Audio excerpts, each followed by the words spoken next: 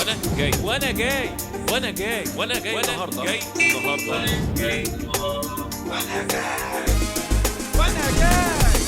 النهارده وانتوا جايين. ساعات بنبقى مبسوطين وكتير بنبقى مستغربين. وانا جاي ساعات بنبقى كده مبسوطين وكتير بنبقى مستغربين. وانا جاي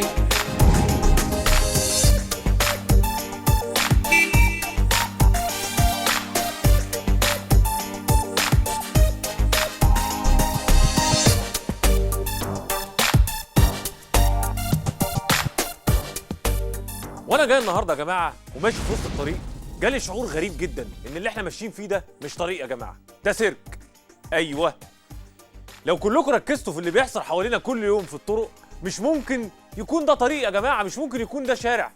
واحد راكن في اليمين فجاه جاله مزاج ينط في وسط الشارع. واحد ماشي على طول فجاه وبدون اي مقدمات قرر انه يقوم لافف وماشي في الاتجاه المعاكس. عربيتين ثلاثة بيعملوا سباق مع بعض في وسط الطريق. واحد واقف على الرصيف هوب ينط في وسط الشارع. واحد داخل يمين جاي من أقصى الشمال إلى أقصى اليمين.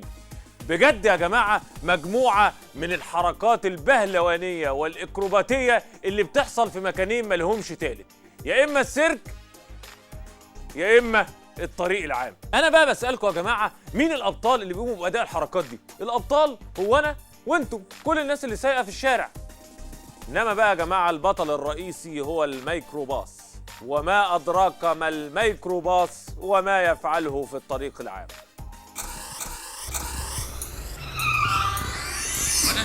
وانا جاي بعد الفاصل فوزي ومغامرات من داخل احد الميكروباصات.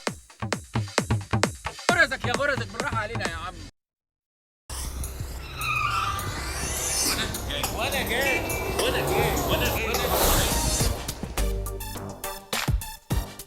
عشان نتعرف على التجربة الفريدة دي يا جماعة، تجربة ركوب الميكروباص أو القيادة بجوار الميكروباص، معانا على الهواء مباشرة دلوقتي مراسلنا فوزي الجوال من داخل أحد الميكروباصات اللي ماشية في شوارع القاهرة. أيوة يا فوزي، احكي لنا إيه الوضع عندك؟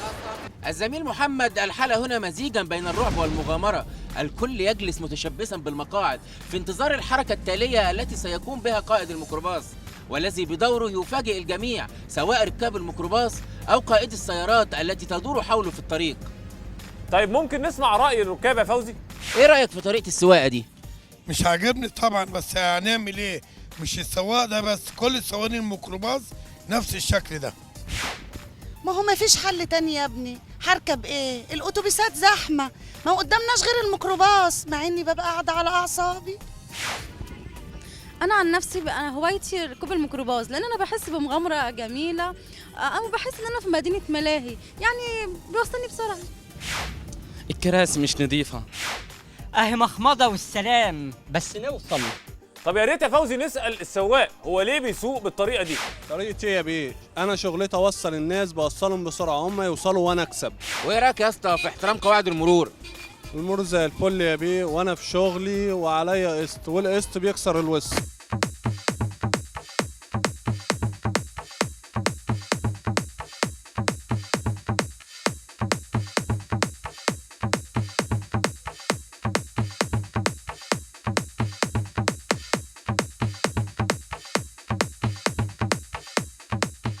وهكذا أعزائي المشاهدين، حتى لا يقسم القسط الوسط، يفعل سائق الميكروباصات ما يحلو لهم حتى يتمكنوا من دفع أقساط السيارات.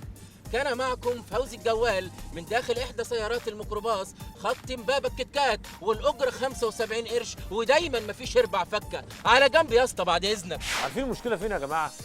المشكلة إن إحنا مش شايفين إن في مشكلة. الناس اللي بتسوق العربيات في مصر مش شايفة إنها بتسوق بطريقة غلط. وطول ما احنا مش شايفين ان في مشكله يبقى عمرنا ما هنحل المشكله. كلام طبيعي جدا. تعال، انا بصراحه حاولت كتير جدا اوصل لحل اللغز ده. ما هو ايوه يا جماعه، ما هي السواقه في مصر بقت لغز كبير جدا. هل الحل مثلا الغرامات؟ ما يتهيأليش. هل الحل يا جماعه قانون المرور الجديد؟ ما هي الناس ما التزمتش بيه برضه يا جماعه. طب فين الحل؟ ليه تلاقي واحد داخل يمين ما تقف في اليمين؟ ليه تلاقي ان كل الصفوف الاربع حارات كلها سد الشارع كله عشان تدخل يمين. يمكن ده يكون مبدأ المساواة في الظلم عاد. وانا جاي. بعد الفاصل سيد معلش يكشف عن سر خطير عن شوماخر بطل سباقات الفورمولا 1. وانا جاي.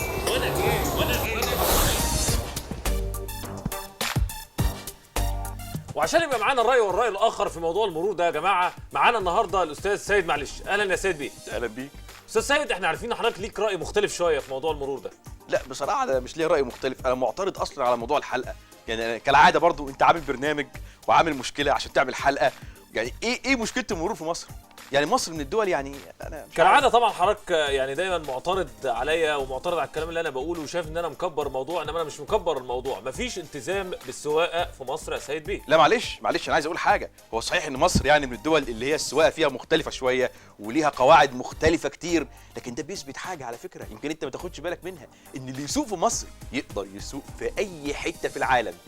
صدقني اللي يسوق هنا يقدر يسوق في اي حته في الدنيا. يا راجل ده يقال حاجه مثلا ان واحد زي شوماخر، انا مش عارف انت ليك ثقافتك ايه او يعني مش عارف. عارف شوماخر؟ كويس. شوماخر بطل العالم اللي هو في الفورمولا 1. في الايه ثانيه واحده حضرتك، في الفورمولا 1. أيوة. اسمها الفورمولا 1 حضرتك. ما علينا يعني في الفورمولا او في الفورمولا. المهم يعني ان الراجل ده يقال ان هو اصلا متعلم السواقه في مصر. بس انا عايز اقول لحضرتك على حاجه. شوماخر وجميع الناس بتوع الفورتيلا 1 اللي حضرتك بتتكلم عليها دي بيسوقوا في مضمار سباق، يعني مفيش حد بيعدي، مفيش ناس ماشيه قدامهم، دي كلها عربيات سباق. طيب اديك قلتها اهي، مضمار سباق مخصص للسواقه وبيسوق فيها شوماخر، فما بالك بقى يا عيني المواطن المسكين المصري البسيط الغلبان اللي هو بيسوق في مكان مش مخصص لمضمار السباق وبيسوق بهذه السرعه الجنونيه الطائشه. معلش يعني اللي تكاد تتسبب في مقتل الالاف من البشر. يبقى انهي اصعب؟ اكيد السواقه في مصر هنا اصعب، لان المواطن المصري الغلبان المسكين اللي بيسوق في هذه الظروف التعيسه واللي قدامه بشر بتترمي قدامه على الطريق. اكيد السواقه في مصر ليها ظروف خاصه جدا. اقول حاجه اختم بيها، معلش ربنا يكفينا شر قواعد المرور بتاعت بره، احنا هنا ناجحين جدا. معلش بصراحه انا اللي مش عاجبني الكلام ده خالص، وعندي سؤال واحد بس عايز اساله. احنا ليه ما بنلتزمش بقواعد المرور؟ مع اننا يا جماعه لما بنسافر بره، لا ده مش حتى لما بنسافر بره، في محافظات كتير جدا جوه مصر بتلتزم بقواعد المرور، ويا رب يجي فيه اليوم اللي بقيه المحافظات وخصوصا محافظات القاهره الكبرى تلتزم وتتعدي من المحافظات دي، ونبطل بقى يا جماعه السيرك اللي انا شفته وانا جاي النهارده. وانا جاي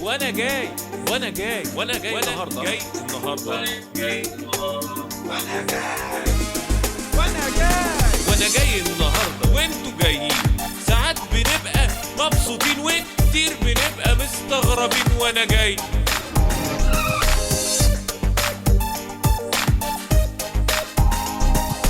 في ألف حاجة كده بتحيرنا، ونفسي حاجة واحدة تغيرنا ونعيشها واحنا مبسوطين. معلش يعني ما احنا مبسوطين اهو. ايه ده وده وليه كده وليه بنعمل كل ده وايه ومين والحل فين؟ وانا جاي النهارده وانتوا جايين سايقين. عازم يا عم. ايه في ايه؟ ماشيين. ما تعدي من فوق رصيف. هو في مكان؟ سامعين. سامعني يا فوزي. شايفين وانا جاي النهارده وانتوا جايين.